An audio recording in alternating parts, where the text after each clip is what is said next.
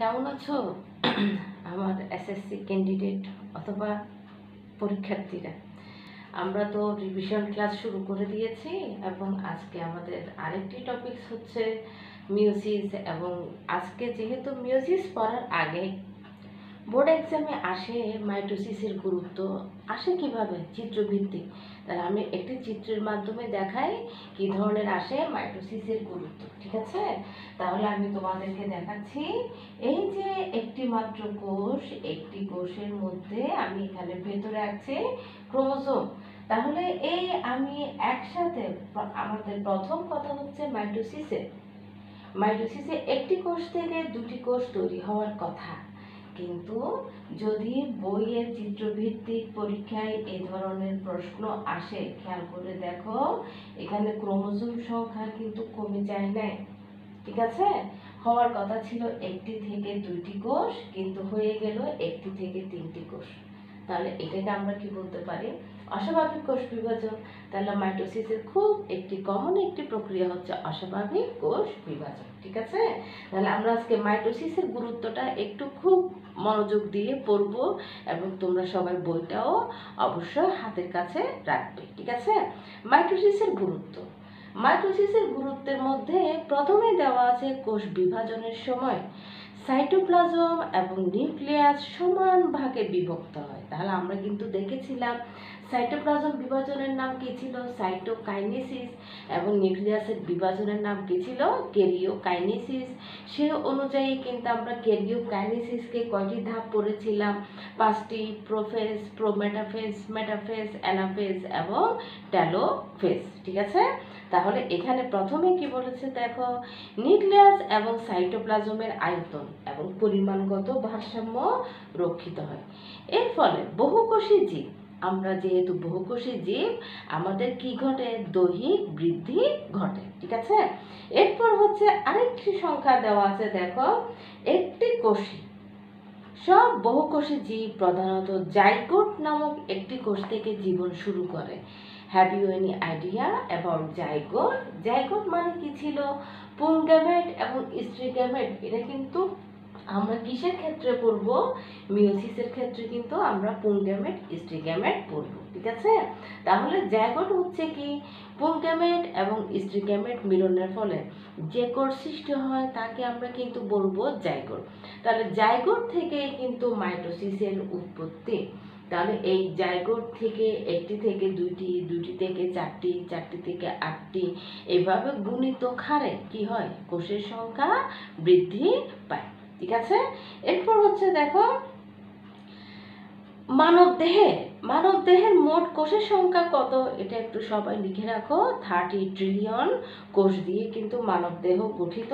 এবং কি মাইটোসিসের তৈরি অপত্য কোষে ক্রোমোজোম সংখ্যা এবং গুণাগুণ। তাহলে আমি মাইটোসিসকে আরেকটি বলতে পারি গুণগত বৈশিষ্ট্য কি করে?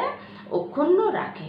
এবং কোনো ক্ষতস্থান পূরণ করতে কিংবা দৈহিক বৃদ্ধি করতে যেখানে বিভাজনক্ষম কোষ দেখা যায়, ওইখানেই কিন্তু প্রধানত কি বিভাজন দেখা যায়? মাইটোসিস কোষ বিভাজন দেখা যায়, ঠিক আছে?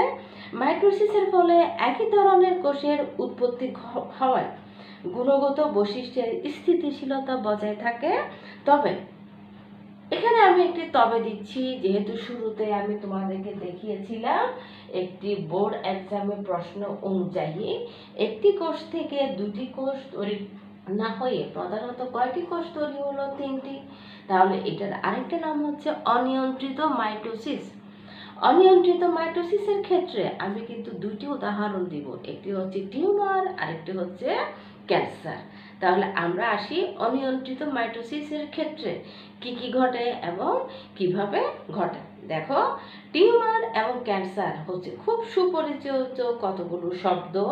এগুলো অস্বাভাবিক কোষ বিভাজনের ফল। মাইটোসিস কোষ বিভাজন প্রক্রিয়ায় একটি থেকে দুইটি, দুইটি থেকে চারটি, এটা হচ্ছে একটি সাধারণ এবং স্বাভাবিক প্রক্রিয়া, যে প্রক্রিয়াকে আমরা বলতে পারি স্বাভাবিক প্রসেস।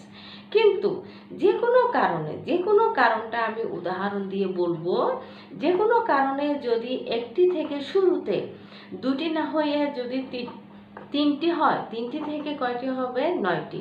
এটি হচ্ছে একটি অস্বাভাবিক কোষ প্রক্রিয়া, কোষ বিভাজন প্রক্রিয়া, এবং ঠিক ওই জায়গায় অস্বাভাবিক কোষপুঞ্জের কারণে এক ধরনের অর্বুদ অথবা টিউমারের সৃষ্টি হয়। ঠিক আছে, তাহলে এখন আসি টিউমার অথবা কি ক্যান্সার কিরকম।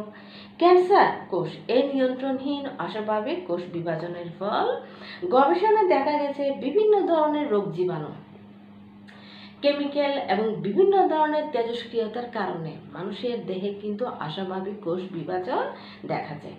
বিজ্ঞানীরা এ পর্যন্ত আমাদের ডিএনএর মধ্যে যে জিন আছে প্রায় কয়েকশো জিন পাওয়া গেছে, যে জিনগুলো প্রধানত উদ্বুদ্ধ করে কি ধরনের উদ্বুদ্ধ? অস্বাভাবিক কোষ বিভাজনের কারণ।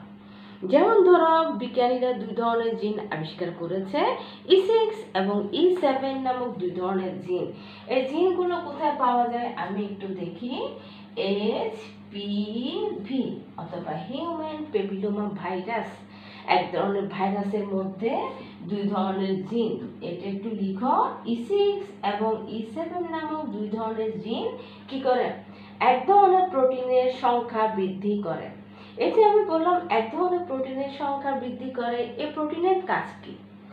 যে কোনো কোষ বিভাজনের সময় যদি এই E6 এবং E7 এর কারণে যে প্রোটিনটা তৈরি হয়, এই প্রোটিনটা যদি কোষ বিভাজনের প্রারম্ভিক সময় অথবা আগে এই কোষের উপরিভাগে এসে জমা হয়, তখন কোষ বিভাজন ঠিকভাবে সংগঠিত হয় না। এবং কোষ বিভাজনের আগে এক ধরনের প্রোটিন এসে কিন্তু জমা হয় যে কোনো কোষের ক্ষেত্রে, তখন এই প্রোটিনটাকে ওরা কি করে ফেলে? E6 এবং E7 নামক 2 ধরনের জিন কি করে? এই প্রোটিনটাকে স্থানচ্যুত করে অস্বাভাবিক কোষ বিভাজনের ফল সৃষ্টি করে এবং ক্যান্সার কোষ সৃষ্টি হওয়ার উৎপত্তি ঘটায়। ঠিক আছে, তাহলে আমি খুব ইম্পর্টেন্ট একটি কথা বললাম, E6 এবং E7। অনেক সময় এই জিনগুলো পোষক কোষের জিন মানে মানব দেহের জিনের সাথে একীভূত হয়ে ক্যান্সার কোষ সৃষ্টি করে। তাহলে আমি মাইটোসিসের ক্ষেত্রে খুব ভালোভাবে উদাহরণ দিয়ে কোনটা পড়লাম? অবশ্যই পড়লাম টিউমার এবং ক্যান্সার সৃষ্টি। তাহলে আমি মাইটোসিসের গুরুত্ব অনেকগুলো ধাপ কিন্তু আমি পড়েছিলাম। ক্ষতস্থান পূরণ, দৈহিক বৃদ্ধি, খুব বিভাজনক্ষম কোষ বিভাজন করা, তারপর হচ্ছে অস্বাভাবিক কোষ বিভাজন ইত্যাদি ইত্যাদি। ঠিক আছে, তাহলে এখন আসি আমি মিওসিস আমাদের বইয়ে যে একটি বিশাল একটি কোষ চক্র দেওয়া আছে, এটা কিন্তু একটি কোষ চক্র যার 2টি ধাপ। আবার বলছি, এই যে আমি মাতৃকোষ দেখালাম, জনন কোষ, তোমরা দেখো বইয়ের মধ্যে দেখো জনন মাতৃকোষ। এখানে আমি 2টি কালার দিয়ে দেখাচ্ছি, এটা হচ্ছে N, এটা হচ্ছে N। তাহলে N মিলে কি হয়ে গেল? 2N। তাহলে এখন আসি বইয়ের মধ্যে মিওসিস নিয়ে কি দেওয়া আছে। সবাই একটু বইয়ের মধ্যে দেখো কি দেওয়া আছে। মিওসিস বিভাজন এক চক্রে নিউক্লিয়াস 2 বার বিভাজিত হয়। তাহলে একটি মাত্র চক্র, কিন্তু নিউক্লিয়াস কয়বার বিভাজিত হয়? 2 বার। কিন্তু ক্রোমোসোম বিভাজিত হয় 1 বার। তাহলে এই যে ক্রোমোসোম ক্রমে কমে যাচ্ছে অথবা হ্রাস হচ্ছে, খেয়াল করে দেখো এখানে দেওয়া আছে 4টি ক্রোমোসোম, কিন্তু যখন আমরা প্রথম ধাপ অথবা বলতে পারি মিওসিস 1 এর ক্ষেত্রে ক্রোমোসোম সংখ্যা কমে অথবা হ্রাস হয়ে কি হয়ে গেলে দেখো ছিল 2N থেকে তৈরি হয়ে গেল NN। এজন্য মিওসিসের আরেকটি নাম হচ্ছে কি? হ্রাসমূলক কোষ বিভাজন। সবাই একটু বইয়ের দিকে তাকাও, কি দেওয়া আছে দেখো। প্রথমবার নিউক্লিয়াসের ক্রোমোসোম পরিমাণ কি হয়ে যায়? অর্ধেক হয়ে যায় এবং এই বিভাজনে মাতৃকোষের যে 2টি নিউক্লিয়াস পাওয়া যায়, দ্বিতীয়বারে তার প্রতিটি আবার 2টি কোষে পরিণত হয়। দেখো তো, প্রথমবার আমি যখন বিভাজিত করলাম, জনন মাতৃকোষকে যখন বিভাজিত করলাম, একটি থেকে কয়টি কোষে পরিণত হলো?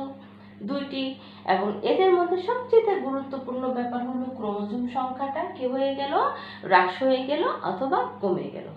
এর পরবর্তী ধাপে আবার যখন বিভাজিত হচ্ছে, এখন কিন্তু ক্রোমোজোম সংখ্যা কমে যাচ্ছে না, তাহলে একটি চক্রে মোট কয়বার নিউক্লিয়াস বিভাজিত হয়, মোট 2বার নিউক্লিয়াস বিভাজিত হয়। ঠিক আছে, তাহলে দেখো মিয়োসিস বিভাজনে একটি মাতৃকোষ থেকে 4টি অপত্য কোষ পাওয়া যায়, যেগুলো প্রতিটি মাতৃকোষের অর্ধেক সংখ্যক ক্রোমোজোম ধারণ করে। তার মিয়োসিসের আরেকটি নাম হচ্ছে হ্রাসমূলক কোষ বিভাজন। সবাই একটু বইয়ের দিকে তাকাও এবং একটু বোর্ডের দিকেও দেখো। এই যে আমি এটা একটু দেখালাম জনন মাতৃকোষ। জনন মাতৃকোষ একেবারে আমি যে চক্রটা দেখাচ্ছি এটাই হচ্ছে মিয়োসিস কোষ বিভাজন, যেখানে জনন মাতৃকোষ থেকে একটি থেকে শেষ পর্যন্ত কয়টি কোষ পাওয়া গেল, 4টি কোষ পাওয়া গেল, যেখানে ক্রোমোজোম সংখ্যা হচ্ছে n, অথবা ক্রোমোজোম কি হয়ে গেল, কমে গেল। ঠিক আছে, তাহলে খুব সংক্ষিপ্ত আকারে আমাদের মিয়োসিস কোষ বিভাজনটা আমাদের বইয়ে দেওয়া আছে, যেখানে মোট কয়টি ধাপ, 2টি ধাপ, একটি হচ্ছে মিয়োসিস 1 আর একটি হচ্ছে মিয়োসিস 2। এখন আসি মিয়োসিস কেন হয় এবং মিয়োসিস হওয়ার কি কোনো দরকার আছে? এই যে আমাদের জৈব বৈচিত্র্য বলো, আমাদের প্রাণীর মধ্যে যে ভিন্নতা, এই ভিন্নতাই কিন্তু প্রধানত পরিবহন করে, অথবা কি যুগের পর যুগ কোন বিভাজনটাই কিন্তু কাজ করে যাচ্ছে, মিয়োসিস কোষ বিভাজন। তাহলে সবাই এখন একটু বই থেকে দেখো। মাইটোসিস কোষ বিভাজনে অপত্য কোষগুলো ক্রোমোজোম সংখ্যা সমান থাকে, অর্থাৎ মাতৃকোষের সমান থাকে। বৃদ্ধি এবং অযৌন জননের জন্য মাইটোসিস কোষ বিভাজন অপরিহার্য। যৌন জননে, এখন আসি এটা একটু তাক দাও। যৌন জননে পুং এবং স্ত্রী জনন কোষের কিসের প্রয়োজন হয়, মিলনের প্রয়োজন হয়। যদি জনন কোষগুলোর ক্রোমোজোম সংখ্যা দেখো, আমি তোমাদেরকে দেখাচ্ছি, শুরুতে যদি জনন মাতৃকোষ থেকে আমি যে কোষ অথবা অপত্য কোষ তৈরি করলাম, এদের ক্রোমোজোম সংখ্যা যদি না কমতো, দেখো যদি যে 4টি দেওয়া আছে যদি 4টি থাকতো, নেক্সট জেনারেশনে হয়ে যেত 8টি, যেটা আমাদের সম্পূর্ণ কি ভিন্নতা অথবা পরিপন্থী। তাহলে বই কি আছে দেখো, একটি জীবের দেহকোষ এবং জনন কোষের ক্রোমোজোম সংখ্যা যদি 4, পুং এবং স্ত্রী জনন কোষের মিলনের ফলে সৃষ্ট জাইগোটে ক্রোমোজোম সংখ্যা হবে 8, এবং কি হবে দেখো, যা হচ্ছে দ্বিগুণ। যদি প্রতিটি জীবের জীবনচক্র এভাবেই চলতে থাকে, তাহলে প্রতি চক্রে যৌন জননের ফলে ক্রোমোজোম সংখ্যা বারবার দ্বিগুণ হতে থাকবে। তাহলে আমরা জানি ক্রোমোজোম জীবের বৈশিষ্ট্য নিয়ন্ত্রণকারী কি বহন করে, জিন বহন করে, এবং যে জিনটা আমাদের প্রজাতির বৈশিষ্ট্য কি রাখে, অক্ষুণ্ণ রাখে। যেহেতু পুং এবং স্ত্রী জনন কোষের ক্রোমোজোম সংখ্যা অর্ধেক, তাই জীবের যৌন জননে পুং এবং স্ত্রী জনন কোষের মিলনে যে জাইগোট উৎপন্ন হয়, তাহলে পূর্ণ সংখ্যক কি পাওয়া যায়, ক্রোমোজোম পাওয়া যায়। তাহলে এটাও আমি যখন তোমাদেরকে জনন কোষ সৃষ্টি করব, এটা কিন্তু সুন্দরভাবে আরেকটু বিশ্লেষণ করে দেখায়। আমি ধরো আমি একটি পুংগ্যামেটের শুক্রাণু অথবা পুং জনন কোষের চিহ্ন আমি আঁকলাম, এটি আশা করি আমরা জানি, এবং স্ত্রী জনন কোষের চিত্রের মধ্যে চিহ্নটি দিলাম এভাবে, এবং এদের ক্রোমোজোম সংখ্যা আঁকলাম, যেহেতু জনন মাতৃকোষ কি আঁকলাম, 12, এবং এভাবে একটি চিহ্ন দিলাম। ঠিক আছে, আবার দেখাচ্ছি দেখো, স্ত্রী জনন কোষেরটাও আঁকলাম একইভাবে 12। এখন আসি মিয়োসিস প্রক্রিয়ায়, কি আঁকবো, শুক্রাণু এবং ডিম্বাণু আঁকবো, অথবা জনন কোষ তৈরি করার চেষ্টা করব। ঠিক আছে, তাহলে এখানে আমি 2n থেকে আলাদা করে ক্রোমোজোম সংখ্যা কমিয়ে এখানে আঁকলাম n, এভাবে আঁকলাম n। আবার দেখো এই যে 2n আঁকলাম, এখান থেকে আমি জনন কোষ n এবং n এভাবে যখন করলাম, এবং এখানে আমি কি আঁকলাম, শুক্রাণু অথবা স্পার্ম এবং ডিম্বাণু অথবা ওভাম আঁকলাম। এখন এদেরকে আমি জাইগোট করব। জাইগোট মানে যৌন জনন প্রক্রিয়ায় এদেরকে জাইগোট সৃষ্টি করব।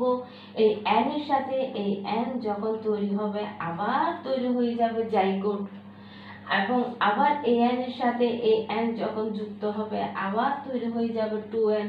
এভাবে আমি কি তৈরি করলাম, প্রজাতির বৈশিষ্ট্য একবার ক্রোমোসোম সংখ্যা কমিয়ে আবার সমতার মধ্যে এনে প্রজাতির বৈশিষ্ট্য কি করলাম, অক্ষুণ্ণ রাখার চেষ্টা করলাম। ঠিক আছে, তাহলে এখন আসি জনন কোষ সৃষ্টির সময় এবং নিম্ন শ্রেণীর উদ্ভিদের জীবন চক্রের কোনো এক সময় যখন এরকম ঘটে তখন কোষের অর্ধেক ক্রোমোসোম সংখ্যার সে অবস্থাকে আমি বলবো হ্যাপ্লয়েড। তাহলে এই যে আমি এই দশাটা আঁকলাম, এই দশার নাম হচ্ছে হ্যাপ্লয়েড অথবা অ্যান।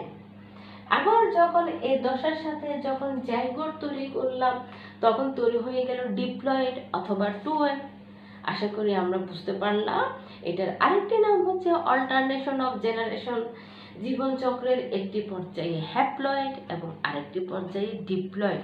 এই প্রক্রিয়ার আরেকটি নাম হচ্ছে অল্টারনেশন অফ জেনারেশন। ঠিক আছে, দেখো মিয়োসিস প্রক্রিয়ায় প্রধানত আমাদের কি প্রতিটি প্রজাতির বংশ পরস্পরায় বৈশিষ্ট্য বজায় থাকে। তাহলে আমি মাইটোসিস এবং মিয়োসিসের মধ্যে যদি পার্থক্য করি, মাইটোসিসে কিন্তু গুণগত বৈশিষ্ট্য বজায় থাকে এবং মিয়োসিসের ক্ষেত্রে জিনগত এবং প্রজাতিগত বৈশিষ্ট্য বজায় থাকবে। ঠিক আছে, মিয়োসিস প্রধানত জনন কোষ বা গ্যামেট সৃষ্টির সময় জনন মাতৃকোষে ঘটে। সপুষ্পক উদ্ভিদের পরাগধানী এবং ডিম্বাণু এবং কি উন্নত প্রাণীদেহের শুক্রাশয়ে এবং ডিম্বাশয়ে, এই যে আমি এই অংশটা আঁকলাম এটি হচ্ছে শুক্রাশয়, এরপর এটি আঁকলাম ডিম্বাশয়। এখান থেকে আমি শেষ পর্যন্ত কি তৈরি করলাম, ক্রোমোজোম কমিয়ে শুক্রাণু অথবা ডিম্বাণু। ঠিক আছে, তাহলে এখন আসি মিয়োসিস বিভাজনের সময় একটি কোষ, আবার প্রথম থেকে আসি, মিয়োসিস বিভাজনের সময় একটি কোষ পরপর দুইবার বিভাজিত হয়। ঠিক আছে, প্রথম বিভাজনের নাম দিলাম মিওটিক 1 এবং দ্বিতীয় বিভাজনের নাম দিলাম মিওটিক 2। তাহলে এটা আমরা আগের আলোচনায়ও কিন্তু পড়েছিলাম। এই যে আমি বারবার বলছি প্রজাতির বৈশিষ্ট্য অখণ্ড রাখা, এটার জন্য কিন্তু শুরুতে আমাদের ক্রোমোসোম সংখ্যা কি হয়ে যেতে হয়, কমে যেতে হয়, এবং এই কমিয়ে নেওয়ার মেন প্রসেসই হচ্ছে মিয়োসিস অথবা হ্রাসমূলক বিভাজনের মূল উদ্দেশ্য। তাহলে তোমাদেরকে আমি একটি উদাহরণ দিই। এক ধরনের ব্যাঙের বৈজ্ঞানিক নাম হচ্ছে জিনোপাস ট্রপিক্যালিস। তাহলে আমি এটা একটু লিখি, যেহেতু তোমাদের বইয়ে উদাহরণ দেওয়া আছে, যেহেতু উদাহরণ সহ যদি আসে অবশ্যই আমরা কিন্তু এই উদাহরণটা লিখব। ঠিক আছে, তাহলে দেখো জিনোপাস XENOPUS জিনোপাস ট্রপিক্যালিস, এটা হচ্ছে এক ধরনের ব্যাঙের প্রজাতি। তাহলে এই ব্যাঙের প্রজাতির ক্রোমোসোম সংখ্যা দ্বিগুণ বৃদ্ধি পেয়ে বিশাল আকৃতির, তোমাদের বই কিন্তু দেওয়া আছে, বিশাল আকৃতির আরেকটি সম্পূর্ণ নতুন প্রজাতির উদ্ভব হলো। তাহলে এটার নতুন নাম কি দিলাম, দেখো জিনোপাস লেবিস। তাহলে আমি আরেকটি প্রজাতি, সম্পূর্ণ নতুন একটি প্রজাতি পেলাম, এই প্রজাতিটির নামই হচ্ছে জিনোপাস লেবিস। ঠিক আছে, কিন্তু বর্তমানে কৃষিবিদরা আলু ক্রোমোজোম সংখ্যা বৃদ্ধি করে এদের আকৃতিগত বৈশিষ্ট্য সম্পূর্ণ পরিবর্তন করে ফেলতে পারে। এখন আসি, আমরা তো মাইটোসিসের গুরুত্ব পড়েছিলাম, এখন দেখি মিয়োসিসের গুরুত্ব তোমাদের বইয়ে কি দেওয়া আছে। দেখো, ক্রোমোজোম বা জেনেটিক বস্তুর সমতা রক্ষা করা ছাড়াও জিনগত বৈচিত্র্য বজায় রাখা মিয়োসিসের গুরুত্বপূর্ণ একটি অবদান। যৌন জনন করে এমন সকল জীবের ক্ষেত্রে মিয়োসিস হচ্ছে খুব গুরুত্বপূর্ণ একটি ধাপ, যেখানে টোটাল জিনোম সেট অথবা জিন সেট বৈশিষ্ট্য বজায় রাখতে সাহায্য করে। ঠিক আছে, এখন আসি প্রজাতির বিভিন্ন ক্ষেত্রে আমাদের কিন্তু প্রকৃতিতে বিভিন্ন ধরনের বিপর্যয় ঘটে। যেসব প্রজাতিগত বৈচিত্র্য দেখা যায় সেসব প্রজাতি কিন্তু যত প্রাকৃতিক দুর্যোগ আসুক এরা কিন্তু যে কোনোভাবে নিজেকে উত্তরণ ঘটাতে সাহায্য করে। ঠিক আছে, তাহলে আমরা কি পড়লাম দেখো, প্রজাতিগত বৈশিষ্ট্যের কারণে যদি ভিন্নতা দেখা না যায় তাহলে ওই প্রজাতি খুব দ্রুত বিলুপ্ত হয়ে যায়। যেমন ধরো ডাইনোসর কিন্তু খুব দ্রুত বিলুপ্ত হয়ে গেল। তার পাশাপাশি কিন্তু হোমোসেপিয়ান্স, বিভিন্ন হোমিনিডি প্রজাতির প্রাণী কি হয়ে গেল, প্রজাতিগত বৈচিত্র্য অথবা মিওসিসের কারণে, জিনগত বৈচিত্র্যের কারণে এরা কিন্তু বিলুপ্তের হাত থেকে প্রতিনিয়ত রক্ষা পাচ্ছে। প্রিয় শিক্ষার্থী, আমি কিন্তু অধ্যায় 3 টপিকসটা কিন্তু খুব সংক্ষিপ্ত একটি টপিকস, যেখানে সবচেয়ে গুরুত্ব দেওয়া হয়েছে মাইটোসিস এবং মিওসিস। তাহলে আমরা মাইটোসিসের ক্ষেত্রে পড়ব সোমাটিক সেল অথবা দেহকোষের ক্ষেত্রে দেখা যায় মাইটোসিস, এবং গ্যামেটিক সেল অথবা জনন কোষের ক্ষেত্রে দেখা যায় মিওসিস। আশা করি আমরা এই অধ্যায়টা ভালোভাবে অনুধাবন করার চেষ্টা করব। ধন্যবাদ।